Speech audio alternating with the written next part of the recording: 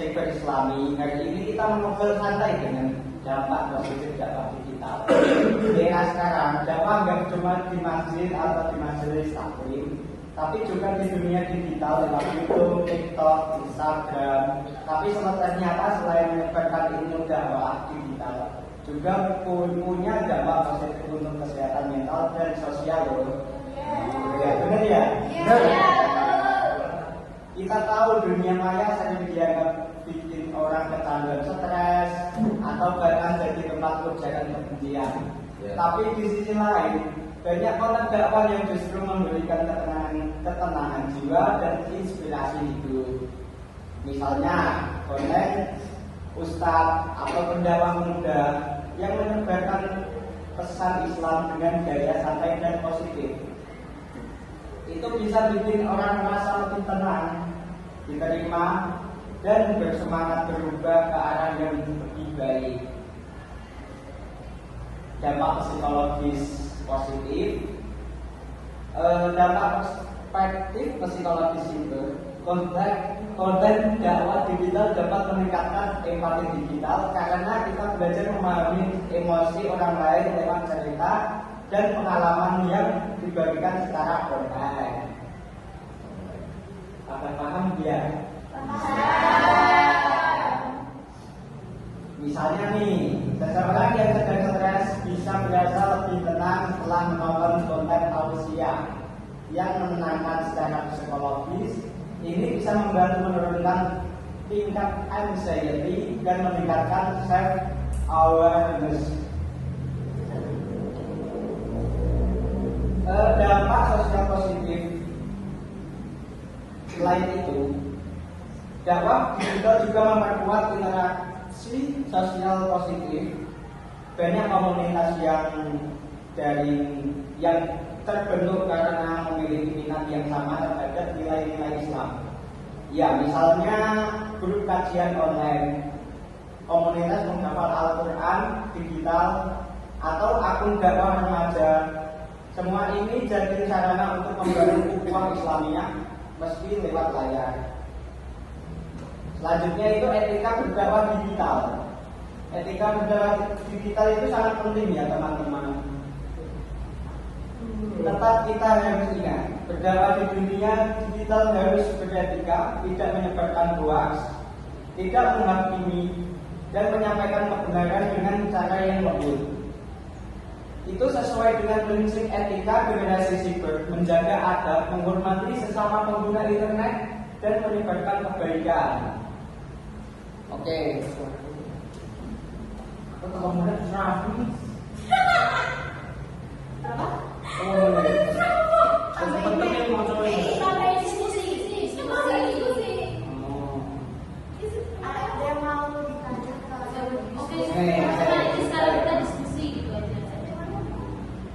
Jadi bisa kita simpulkan bahwa dakwah digital itu bukan hanya alat penyebar ilmu, tetapi juga media penyembuhan jiwa.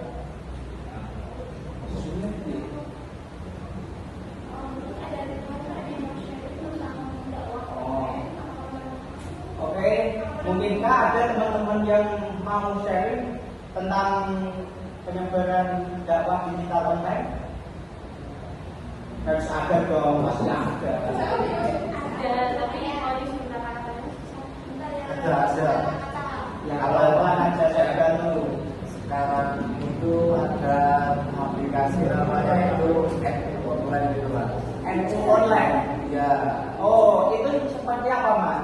Itu ya kayak aplikasi kalau saya bercak ya kalau di Android sudah ada, ya seperti di link itu sudah ada Mas. Jadi kita bisa kayak tentang suatu hadis atau tentang zakat, zakat itu kan ada bagian-bagiannya yang laki-laki yang cowok itu bisa kan melalui NU online tersebut.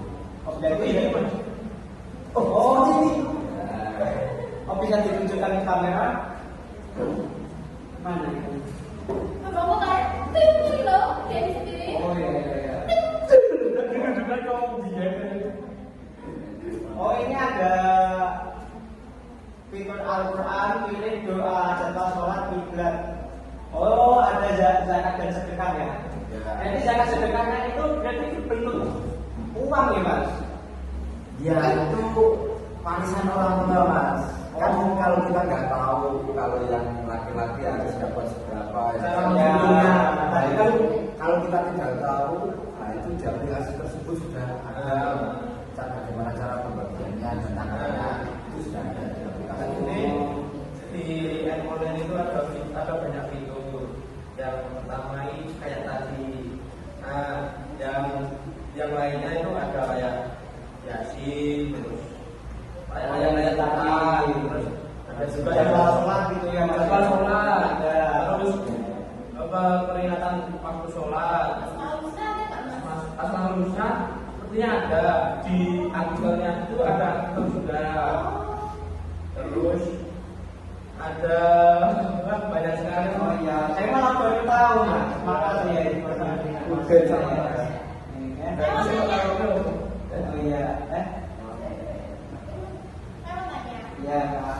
Sekarang banyak ya dakwah secara online seperti lewat streaming, radio, dan IG gitu. Nah, waktu itu saya pernah menemukan live streaming dakwah yang audiensnya itu tuh nggak ada, maksudnya kayak itu cuma ada pendampingnya aja sama dampingan kayak host gitu. Jadi kalau audiensnya itu dari, maksudnya nggak ada di situ gitu. Oh iya tahu. Nah, itu waktu live streaming itu pembahasannya itu agak jorok. Nah, untuk kita menyampaikannya itu nggak bisa. Nah, bagaimana caranya supaya pendakwah itu tuh menggunakan bahasa yang lebih proper, nggak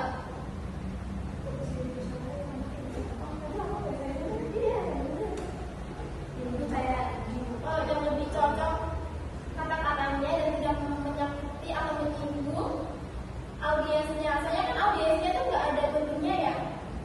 Saya kan itu live streaming. Jadi audiensnya tuh cuma ada di layar. Harganya cuma Lihat layar, jadi kayak Oh. live streaming itu kan biasa Terus yang dorong itu yang bagiannya apa yang pokoknya itu tadi? Yang pokoknya itu tadi. Oh, cara menanggapi itu kan kalau kadang-kadang kalau live streaming kita mendengarkan nasihat tapi juga baca komen kan. Ya. Banyak yang komen gimana juga gitu. Nah, Oh, iya. gimana apakah lebih efisien lewat media sosial atau langsung dakwahnya? Oh. Ada nggak? Kalau Oh iya. kalau efisiennya itu pasti ya dapat secara langsung ya, secara tatap muka ya. Nah, kalau menanggapinya secara kayak gitu, netizen kayak gitu itu biasanya itu kan netizen pasti ada yang negatif, ada yang positif. Kalau yang positif kan pasti mengikuti alur bosnya kan.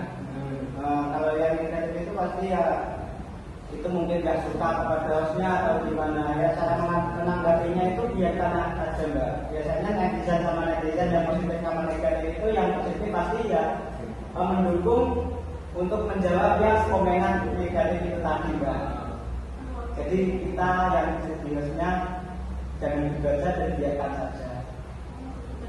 Nah, kalau enggak ada sistem gitu blokir komen.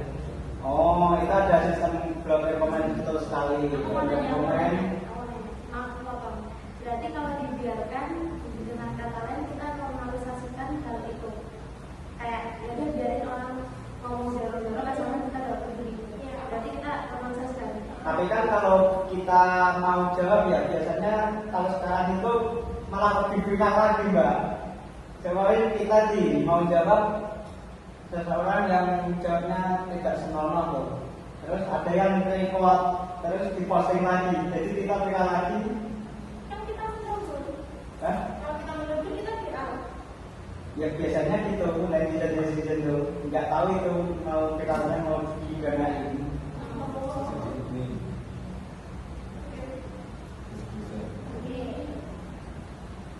Tapi kalau sekarang itu biasanya lebih ke cuekin aja mbak.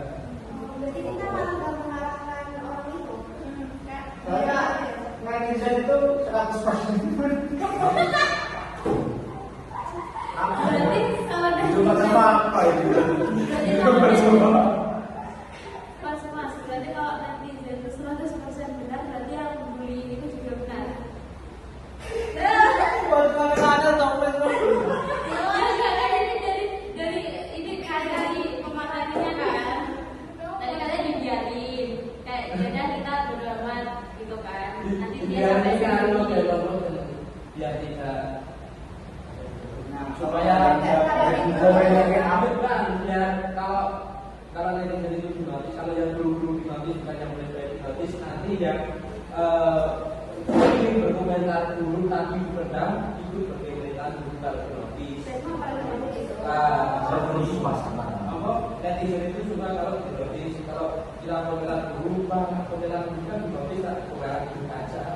Berarti kalau normalisasikan berarti. Nah itu salah satunya itu dengan cara fitur blokir komentar di YouTube.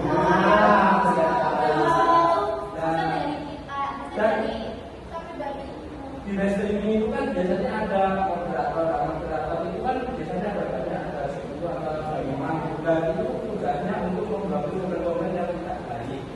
Iya, kan pasti bisa diblokir. Ya. Terus dari pendakwahnya itu sendiri itu kan apakah nggak ada kayak ngasih apa ya pengertian atau motivasi bahwa itu salah? Paling ngasih secara ini seperti ini. Dan Berarti kan- kalau ngasihnya menyinggung. Dan berarti kan iya.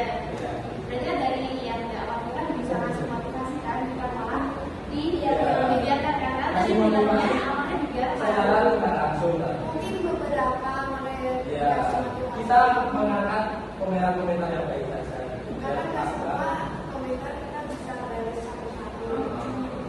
Kan tadi dia dijawab kayak yang nggak kasih motivasi dikit untuk komen aja gitu. Komen yang positif tadi kan belum disampaikan, jadi saya kira itu dikomunikasikan. Ya. Jadi jawaban Mungkin Mas Dani begini ya. Iya, maksudnya. Terima kasih ya, Mas. Ya. Oh, ya. Kelas ini. Terima kasih teman-teman semua sudah menyempatkan waktu untuk saya berdiskusi tempat kalian semua. Terima kasih juga. Assalamualaikum warahmatullahi wabarakatuh.